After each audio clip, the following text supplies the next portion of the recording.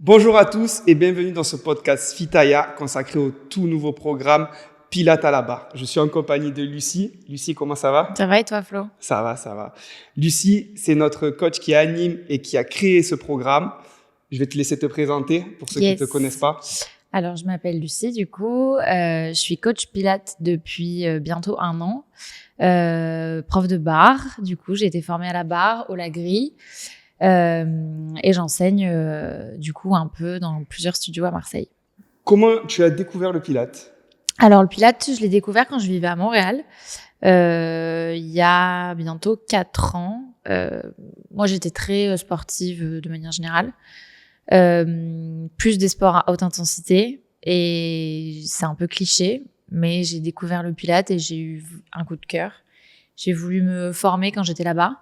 Et j'ai pas eu l'opportunité, donc dès que je suis rentrée en France, il y a bientôt 2 ans, j'ai entamé ma formation. D'accord.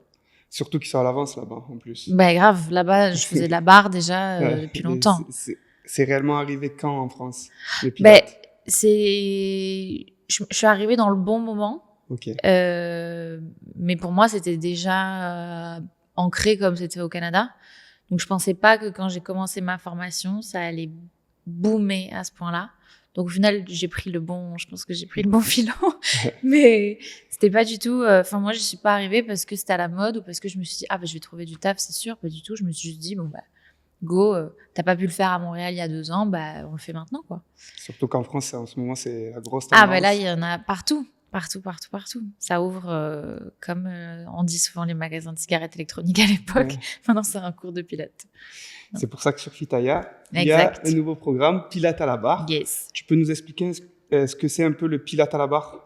Le Pilates à la barre, du coup, ça mélange les principes du Pilates avec la respiration, la précision, le contrôle, tous les trucs essentiels du Pilates, mais beaucoup plus debout, parce que Pilates au sol, en tout cas, c'est beaucoup au sol, et réformeur, on est beaucoup allongé. Donc là, on utilise la barre, qui est un outil de danse à l'origine, pour déjà se mettre debout.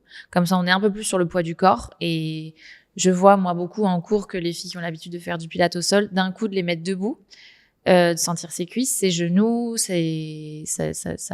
sent les fragilités et du coup, on peut les renforcer. Donc, ça reprend tous les principes du Pilates, mais debout, avec la barre. D'accord. En gros, tu bosses pas les mêmes muscles? Non. Étant du à coup, la barre ou étant au sol? Ouais, on bosse plus les muscles stabilisateurs, beaucoup de proprioception, d'équilibre. Là où au Pilates au sol, il y a plus de renforcement profond des muscles. Là, il y a plus du coup aussi de muscles superficiels qui vont rentrer en jeu. En gros, c'est différent les deux. C'est différent, mais c'est super complémentaire. D'accord. Et j'allais te dire à quoi sert la barre à la base dans cette discipline, tu viens de le répondre. En fait, c'est pour rester plus stable, debout, en étant debout. Ouais, c'est un support. Après, ça sort de la danse. Donc, moi, pour le coup, je suis pas du tout danseuse. Donc, je l'utilise, je vais pas me dire comme une danseuse, mais dans le sens où ça nous permet parfois d'avoir des meilleures postures. Comme on a l'appui de la barre, on peut plus, je trouve, aller dans des postures... peut prendre plus de risques.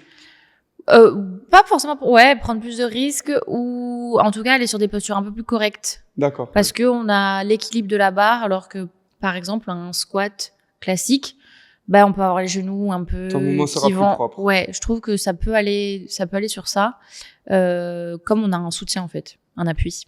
Donc je dis tout le temps aux filles, utilisez la barre justement pour mieux vous placer, pour que ce soit pour vous accouder ou pour vous tirer en arrière ou n'importe quoi, pour avoir des postures plus justes. D'accord.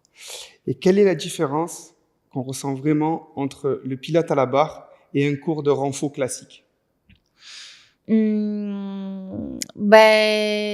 pense que là, on peut être surpris, c'est que on voit de la différence, mais la barre, il y a vraiment une intensité musculaire.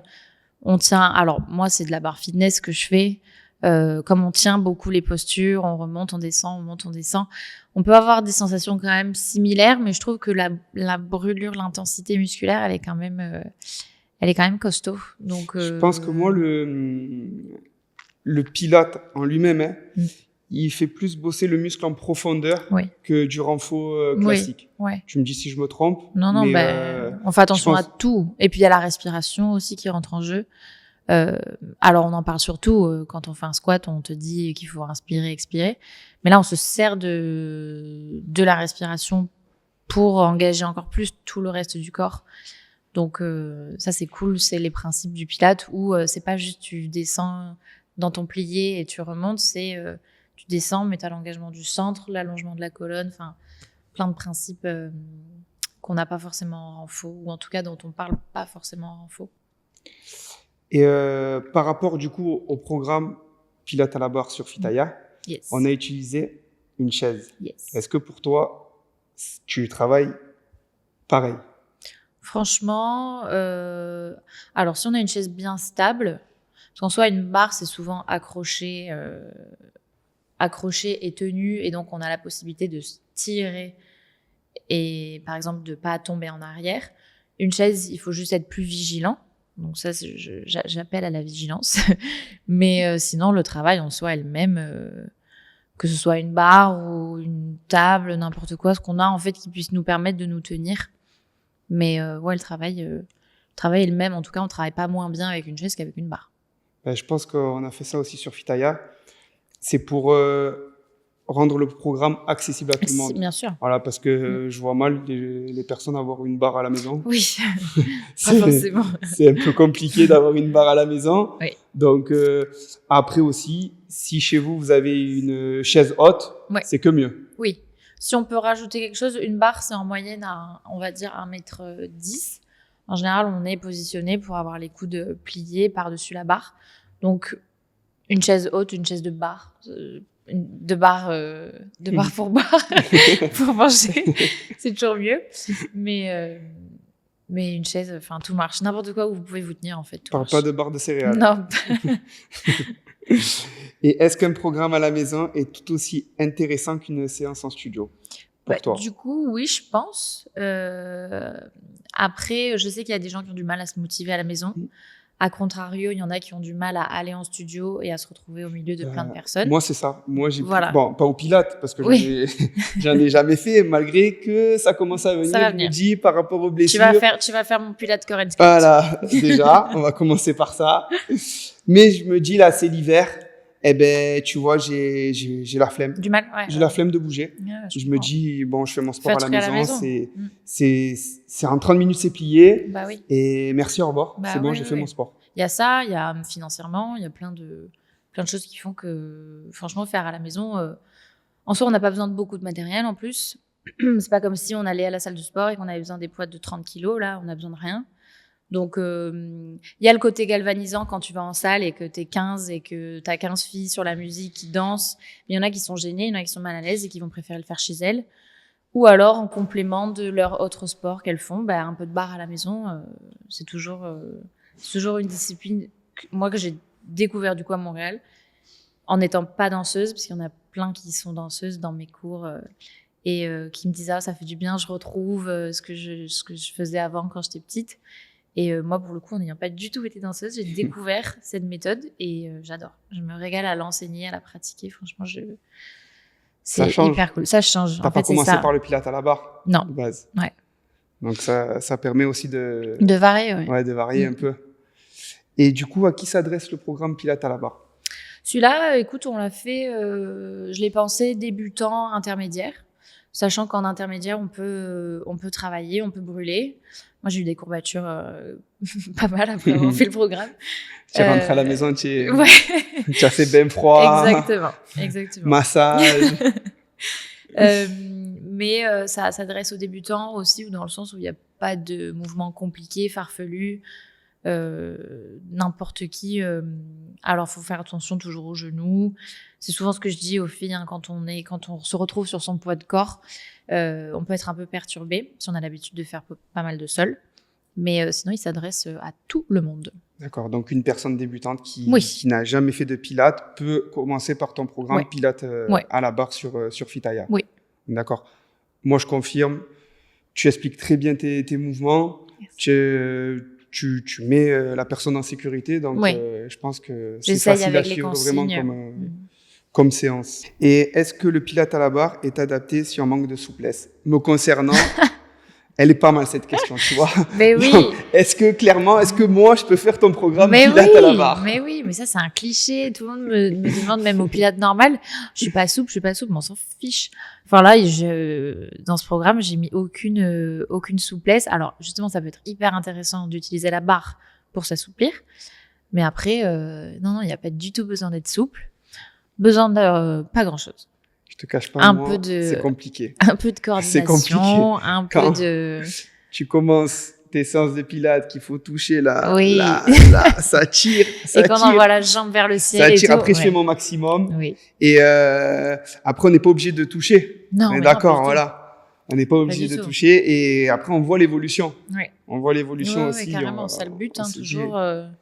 parce qu'on a toujours du stretch au début, en fin de séance, et peut-être qu'au bout de 3 semaines, vous verrez la différence avec les quelques étirements qu'on fait en fin de séance et en début, en réchaud. Donc non, pas besoin d'être souple, pas du tout. Et est-ce qu'on peut faire un autre programme en complément du Pilates à la barre sur Fitaya? Si on a d'autres objectifs. Alors, on peut se renforcer là, Pilates à la barre, on va beaucoup renforcer le bas du corps. Fessiers, ischio, cuisses de manière générale. Même les genoux, si on a des problèmes aux genoux, c'est pas mal. Après, je ne vais que pouvoir recommander mon programme de Pilates est-ce que je peux le faire, admettons, je peux faire un cardio boost et aussi enchaîner avec une séance de Pilates? Les deux d'un coup? Ouais, les deux, ou sur une semaine. Oui. Sachant que j'ai 3 séances de Pilates et je peux faire d'autres séances cardio dans la semaine. Grave, si on arrive, parce que c'est vrai qu'on fait monter un tout petit peu le cœur avec la séquence à la barre, mais vraiment légèrement. Donc ça, de toute façon, je recommanderais toujours de faire un cardio, que ce soit un cardio plus tonique ou un cardio plus lent sur sa semaine. Et après, un renforcement un peu plus focus centre, alignement, haut du corps. Donc, carrément faire 2 programmes en même temps, si on a le temps, toujours mieux. Hein. Ok. Et j'ai une autre question aussi qui me vient comme ça. Yes. Est-ce que les hommes peuvent faire ton programme Pilates à la barre? Ils sont gênés, mais il faut le faire. Pilates à la barre, Pilates... j'essaye de faire venir des hommes en cours, mais c'est compliqué. Alors là, au moins, à la maison, il n'y a pas de honte. C'est ça, exactement. Je t'avoue que moi, perso, j'aimerais bien faire un cours de Pilates réformeur parce que je sais que voilà, ça ferait du bien en tant que sportif. J'ai besoin de renforcer vraiment en profondeur parce qu'avec toutes les blessures que j'ai eues, et je sais que le Pilates réformeur ou toutes sortes de Pilates renforcent vraiment en profondeur. Mais je me dis, je vais me retrouver avec plein de filles. Et même à la maison, pour moi, c'est un sport. Enfin, c'est une discipline. Ça fait féminin. Je comprends. Ouais, c'est dommage. C'est dommage parce que tu vois... Et je trouve ça dommage. Vraiment, je trouve ça dommage. Ça devrait être accessible à tout le monde. Ouais. Il faudrait qu'on fasse changer pas une mauvaise image, attention. Mais je pense que ça a une image vraiment féminine. Le Pilates, c'est consacré aux filles. C'est dommage. C'est dommage, mais... Parce que c'est pas... En plus, ça a été créé par un homme, quand même. Créé par un homme pour les hommes à l'époque de la guerre, le Pilates. Ça date, ça a plus de 20 ans. Plus de 100 ans, du coup, plutôt. Année 1920. Donc, à la base, c'était pour les blessés de guerre qui avaient perdu un bras, une jambe. C'est Joseph Pilates. Ça a été vraiment... Et le réformeur, à la base, c'est un lit d'hôpital. Ok. Donc, et les sangles, on s'accroche pour essayer de se tracter, de se relever. C'était vraiment de la réhabilitation. Moi, c'est comme ça que j'ai été formée aussi, sur de la réhabilitation. Alors aujourd'hui, en cours co, on n'est plus malheureusement sur cet aspect-là. Et c'est dommage. Mais quand on est bien formé, on arrive vite à voir... de toute façon, on demande toujours en début de cours si les personnes ont des soucis. Mais on arrive vite à voir si quelqu'un, par exemple, a une scoliose ou une hernie ou un problème au haut du corps. Et on essaie toujours d'adapter et même de faire en sorte que le problème aille mieux. Moi, j'ai eu dans ma formation, plein de personnes qui étaient envoyées par des kinés, des ostéos, et qui nous ont dit on est là parce que mon kiné ne peut plus rien faire, entre guillemets, et il t'envoie au Pilates. Et au final, il y a eu des résultats? Ah oui. Comme quoi? C'est pour ça. Viens, quoi? Je t'invite à un cours, si tu veux. Tu m'as convaincu. Je vais commencer déjà par le programme. Voilà. Et je trouve que c'est très intéressant ce que tu dis. On a On a beaucoup appris sur le Pilate. Yes. Et voilà. Donc, les hommes, c'est un homme qui a créé le Pilate. Oui. Donc pas de honte, messieurs. Voilà, j'invite on va au Pilate. les femmes à inviter leur mari à faire du Pilate. Exactement. Commencez par la maison. Exactement. Vous un faites petit programme à la maison, lui. On fait Pilate à la barre, on fait Core and Sculpt, on fait programme Saint-Valentin, n'importe. Et après, on continue. Pilate Saint-Valentin, voilà, on a trouvé. Viens avec ton plus. Du coup, quels sont les bénéfices et objectifs de ce programme? Bénéfices, il y en a plein. Il y en a 1500. Bénéfices, déjà, on bouge. On bouge son corps. Moi, à partir du moment où tu bouges ton corps. Allez, 5 bénéfices. 3 fois par semaine. 5 bénéfices. Tu peux en sortir 5. Tu m'as dit qu'il y en a beaucoup. Ok. Ouais, pas 1500. On va dire 5. 5, on bouge son corps. On bouge son corps debout. Honnêtement, c'est quelque chose que je répéterai jamais assez. Il faut se mettre un peu sur son poids de corps, connaître ses chevilles, ses genoux, se renforcer. Donc, évidemment, se renforcer ici. On peut avoir des résultats avec seulement les 3 semaines. On va travailler notre équilibre. On va renforcer notre centre abdominal parce que quand même, on a pas mal de... Sur toutes les séances, on a une partie abdos, une partie un petit peu haut du corps. On travaille tout le corps dans toutes nos séances. Donc, je sais plus où j'en suis, mais c'est déjà pas mal. Moi, je trouve que c'est très complet. Le Pilate, c'est très complet comme discipline. Certes, ça va pas se voir visuellement, pas forcément visuellement, mais on bosse, comme tu dis, la proprioception, on bosse du renfort en profondeur. Vraiment, on apprend même à respirer. Ouais. On apprend de toute façon, on m'entend. C'est la phrase que je dis le plus. Inspire, expire. Mais c'est important. Ça relaxe. C'est vraiment, c'est complet, on se tonifie. Mais voilà, par contre, c'est sûr qu'on va pas, ça va pas être sur un programme summer c'est pas body, un développement, non. Vraiment pour devenir une machine. Non, il faut pas s'attendre à ça. Il faut vraiment s'attendre à vraiment être tonique. Ouais. Tonique et en fait il y a pas de développement de masse musculaire, ça c'est un peu aussi le truc qui inquiète les filles qui me disent mais du coup si je fais beaucoup de squats est-ce que je vais gonfler et non, si on n'a pas de poids en fait, si on n'a pas de poids à soulever qu'est-ce que tu veux faire du Pilate aussi, on va pas gonfler. Donc, pas de risque de gonfler. On va juste renforcer nos muscles, mais ils vont pas forcément prendre du volume. Donc, il y aura pas de prise de volume. Et après, justement, le renforcement en profondeur, au niveau, par exemple, de la taille, ça va la resserrer parce qu'on va renforcer les muscles à l'intérieur. Mais il y aura pas de perte de gras ou une perte de poids significative, à moins que ce soit couplé, évidemment, à une alimentation particulière. Mais tu peux quand même t'affiner. Tu peux t'affiner, bien sûr. Tu peux t'affiner. Dans tous les cas, c'est une dépense énergétique. Voilà, exactement. Donc, à partir de là, tu peux t'affiner. Après, il y a ce gros point de l'alimentation. Bien sûr. Voilà, l'alimentation, on n'est pas des experts dans l'alimentation tous les deux, mais je pense que c'est très important l'alimentation aussi. Ah bah oui. Si Selon on fait nos n'importe objectifs, quoi à côté, Si c'est pour ça qu'après des séances comme ça, par exemple, on a quand même bien sollicité nos muscles. C'est important de ensuite lui redonner à manger, parce que quand vous ferez le programme, vous allez voir que ça brûle pas mal. Et c'est important après de manger bien protéiné, des glucides. On n'oublie jamais les glucides pour bien rapporter à nos muscles tout ce qui leur manque. Donc, j'ai Biso qui me regarde comme ça. Biso, c'est le chien de Lulu qui est avec nous. Comme la soupe. Allez, Biso, viens. Allez, jump. Tu veux Allez. Elle te fixe. Non. Biso, tu viens avec moi pas. Avec moi ou tu t'en fous? Non. Elle fait grève. Viens. Elle veut faire son cours de Pilates, en fait. Mais oui. Voilà. C'est la star. Donc, on est sur... au bout de combien de temps on commence vraiment à ressentir les effets pour toi sur ce programme-là? Sur ce programme, je pense que les effets, pour moi, c'est surtout la progression. Je pense que la première séance, elle est, c'est une mise en forme un petit peu. Honnêtement, je pense qu'au bout de la deuxième, on va sentir déjà qu'on est plus résistant. D'accord. Et au bout de 3, si on a été bien assidu, pour moi, je pense qu'on peut voir les résultats. Après, il ne faut pas hésiter à la refaire éventuellement, refaire le programme, l'enchaîner, peut-être mélanger les séances. Rajouter du poids. Ouais, rajouter du poids, se rajouter.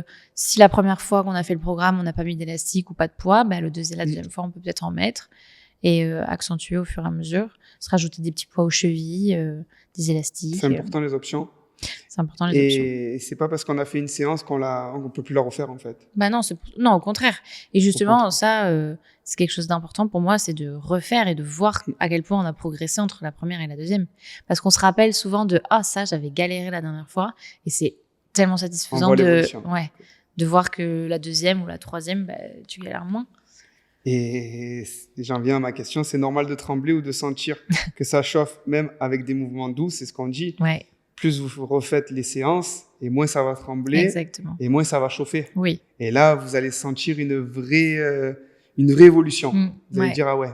Et c'est pas parce qu'on ne voit pas physiquement les résultats que forcément on n'a pas évolué en fait. Oui. Surtout au Pilates. Ouais, parce que c'est beaucoup, comme c'est un peu, pas des résultats internes, mais du moment où on rajoute pas de poids, par exemple, et qu'il n'y a pas de développement de masse musculaire, on va pas se dire, oh tiens, j'ai pris des fesses ou j'ai pris des cuisses. Ça va être juste plus tonique, plus allongé, potentiellement. Et il y avait un truc que tu disais, oui, le tremblement. Le tremblement, c'est vrai que c'est une question qu'on me pose beaucoup et que moi j'observe beaucoup. Le tremblement, c'est juste, c'est pas très inquiétant, c'est physiologique. C'est juste quand le muscle est pas habitué à faire un mouvement, le corps va faire appel à d'autres muscles qui sont autour et cet engagement-là, ça va créer des tremblements. Mais plus le muscle va s'habituer, plus on va faire, moins on va trembler. En revanche, moins brûlé, pas forcément. Moi, quand dans les séances, je dis ouf, ça brûle bien, je le ressens moi aussi. Et pourtant, j'en fais de la barre, mais ça brûle. Mais après, faut pas se dire que si ça brûle pas, c'est que ça marche pas. Ça, c'est pas vrai. Ou pas de courbature, j'ai pas travaillé. Non, ça c'est faux. Mais quand même, on peut rajouter du poids si on sent que ça brûle pas. Si on sent qu'on peut, go. D'accord. Pourquoi avoir construit ce programme sur 3 semaines et seulement 3 séances par semaine? Parce que 3 séances par semaine pour la récupération déjà. Parce qu'en fait, on est tout le temps sur les jambes. Ouais, parce qu'on n'a pas l'impression visuellement qu'on bosse réellement sur du pilates à la barre, alors que si on fait la séance... Ouais. Et ça serait dommage le lendemain, comme on recommande donc même du temps de repos. Il y a Miso qui est toujours en train de fixer Flo. Donc... qu'est-ce que je disais? Oui, comme on recommande quand même toujours du repos et par exemple 2 jours d'affilée de ne pas travailler les mêmes zones, répartir 3 fois par semaine, parce que si on fait de la barre 6 fois par semaine, du coup ça peut être contre-productif. Donc 3 jours, c'est déjà très bien. Si les gens arrivent déjà à se dégager 3 jours, 30 minutes, c'est déjà top. C'est très bien. Si on peut faire plus, tant mieux. 30 minutes, 3 fois par semaine, c'est déjà très bien.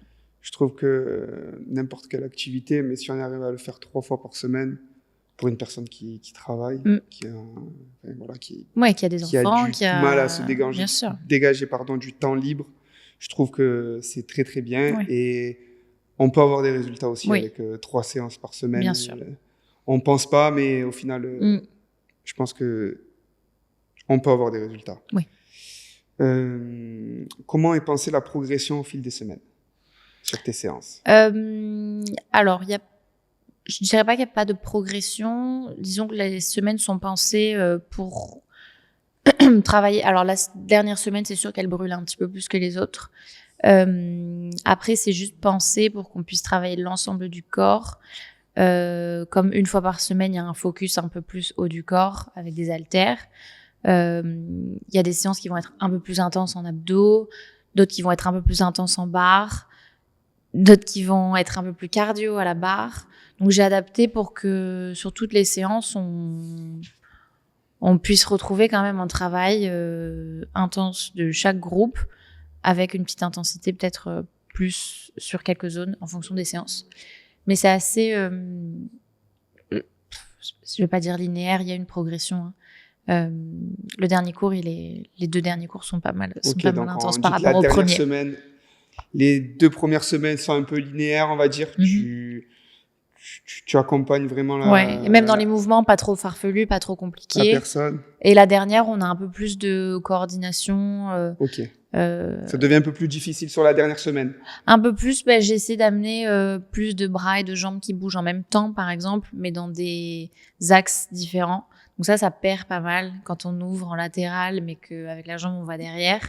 Ça peut perturber, mais c'est important de le travailler. C'est bien parce qu'on a plus mentalement. De la chaise, et oui. Parce que sinon, essayer sans chaise, c'est compliqué. Sans chaise, c'est un peu plus... ouais.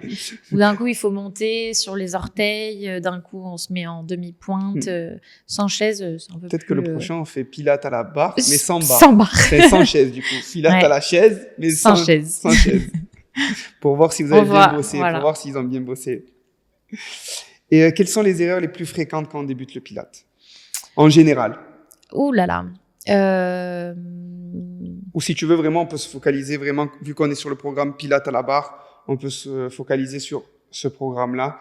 Quelles sont les erreurs les plus fréquentes qu'on a sur un Pilates à la barre? Alors, ça, je pense que c'est un peu ce qu'on retrouve en fitness aussi. Quand on descend dans des squats, par exemple, la position des genoux. Les genoux, je dis toujours au maximum de les aligner avec les chevilles. On ne peut pas avoir les genoux qui dépassent les orteils, sinon on risque de se faire mal au tendon rotulien. Ensuite, les postures du dos. Pareil, quand on descend dans un plié, du coup, à la barre ou dans un squat. Je l'appelle plié ou squat parce que plié, c'est en danse. Squat, c'est fitness, mais et chaise aussi. Descendre en chaise, ça marche. C'est là où on fait attention aux genoux, on fait attention à notre bas du dos. On a tendance à pousser les fesses en arrière, mais du coup à venir cambrer. Donc, c'est pour ça que dans le programme, je dis tout le temps, on resserre les côtes, on aspire son nombril, on resserre le centre. Serrer les abdos, ça permet de protéger le bas du dos au maximum. Parce que ça va être ma question, la respiration aussi. Et la respiration. Je pense que j'ai jamais autant dit inspire, expire, inspire à la descente, expire à la remontée que pendant le programme. Parce que c'est vraiment important. Ça montre son importance. Ouais. C'est vraiment, vraiment important parce que la respiration, elle est là pour faire engager le centre. Elle n'est pas juste là elle est là pour nous oxygéner. Déjà, c'est déjà bien si on arrive à respirer parce qu'il y a plein de gens qui font en apnée. Mais si on peut se servir de sa respiration pour faire partir les mouvements, c'est d'autant plus bénéfique et engager son centre, donc son centre abdominal, grâce à sa respiration. Ça fait des mouvements parfaits. Avant-dernière question. Yes. Quel conseil tu donnerais à quelqu'un qui démarre ce programme pour la première fois? Pour qu'il parte, qui commence ce programme, qui se dise ça y est, j'ai toutes les clés pour pour commencer ce programme Pilates à la barre, même si je sais que Lucie, pendant ce programme, va me donner encore des bons conseils. Yes. Déjà, de ne pas se prendre la tête et de ne pas venir avec des a priori, parce qu'il y en a plein qui me disent « Oh, mais moi, je danse pas. » Donc la barre, c'est pas trop mon truc, ou je fais pas de sport, ça va être trop difficile. Non, je l'ai adapté pour que ce soit possible pour tout le monde. Après, c'est dur, c'est du sport. Donc quand même, on a mal aux abdos, on a mal aux fesses, mais c'est aussi le but.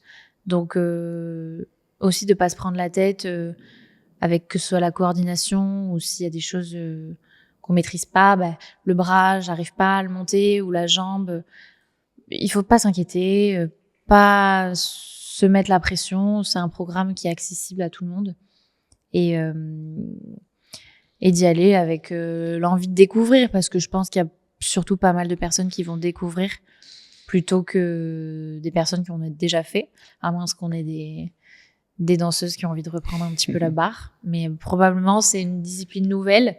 Donc, on y va, on se lance et je pense pas qu'il y aura de déception, honnêtement. Moi, je trouve que la difficulté, c'est par rapport au matériel en soi.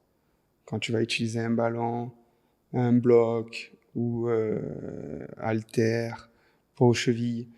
Mais pour un débutant, je conseille sans matériel. Tu me dis si je me trompe. Non, bien sûr. Pour d'abord déjà prendre les bonnes positions. On n'est sûr. pas obligé forcément de sentir que les jambes brûlent, que ça tremble ou quoi. Et même malgré ça, je pense que ça va brûler et que ça va trembler. Dans tous les cas, je conseille vraiment à commencer à suivre tes mouvements. Une fois que c'est imprégné un peu. Ouais.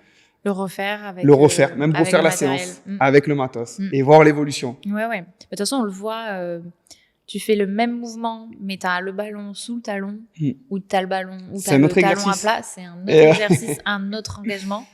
Donc, et en plus, il faut pas se mettre la pression aussi de si on n'a pas de matériel, si j'ai pas le ballon, qu'est-ce que je fais? Bah, on met pas le ballon, on s'en fiche. Après, il y a d'autres options. On peut utiliser un coussin. Chez Fitaya, tout est pensé pour avoir, voilà, si on n'a pas le matériel, on sait qu'on a un coussin, on sait qu'on a un livre, on sait qu'on pour des haltères, on sait qu'on a des bouteilles d'eau. Tout est fait pour que vous ayez ce matériel à la portée de main. Ah oui. Du coup, oui, on peut remplacer le coussin, on peut remplacer le ballon par le coussin, qu'on le met sous les pieds ou entre les genoux, le bloc par des livres, un beau bouquin, là, un beau dictionnaire. Il faut quand même que ce soit rigide. Haltères, les bouteilles d'eau, n'importe quoi qui pèse un peu de poids, qui soit pas énorme. Et qu'est-ce que j'ai utilisé aussi? Élastique, bon, en général, on en a quand même pas mal à la maison. Et voilà, hein. C'est déjà pas mal. Ou sinon, pas de matériel et ça sera très bien. Je suis pas inquiète. Dernière question. Si quelqu'un hésite encore à s'abonner sur Fitaya pour ce programme, qu'est-ce que tu lui dirais? Qu'est-ce que t'attends? Fonce. Qu'est-ce que t'attends? Un programme avec Lulu, on se régale. Exactement. Donc, surtout, c'est ton deuxième programme. Ouais. Il y a eu le premier, Core & Sculpt. Core & Sculpt, on s'est régalé aussi. Qui a bien brûlé, celui-là, pour le coup, on a bien travaillé. Donc, ils peuvent même commencer par ce programme-là. Et ensuite, ouais. Pilates à la barre pour celles qui ne l'ont pas fait. Ouais. Et les combiner. En fait, c'est comme c'est un travail différent. Les deux sont hyper complémentaires, pour le coup. Parce que dans le Core & Sculpt, on est beaucoup sur le centre. Un peu moins sur le bas du corps. On n'est pas trop debout sur quelques séances. Donc, combiner les deux... et combiner avec d'autres programmes, Et est-ce que je peux combiner les deux? Oui. Sur la même semaine? Oui. Ok. Ouais. Okay. Carrément. Donc, s'il y a quelqu'un qui se pose la question, on se pose pas la question. Je crois que je vais me lancer. Go. Tu m'envoies des vidéos, par contre. Vous allez voir mes stories. Ça y est, je suis un Pilates boy. Un Pilates boy avec ton matcha et ton caniche. Exactement. Bon, en tout cas, merci Lulu. Merci c'était cool. À toi, avec plaisir. C'est la fin de ce podcast. Yes. Et je vous dis à très bientôt pour un nouveau podcast, un nouveau programme. Et merci encore. Merci à toi. Au revoir. Bye bye.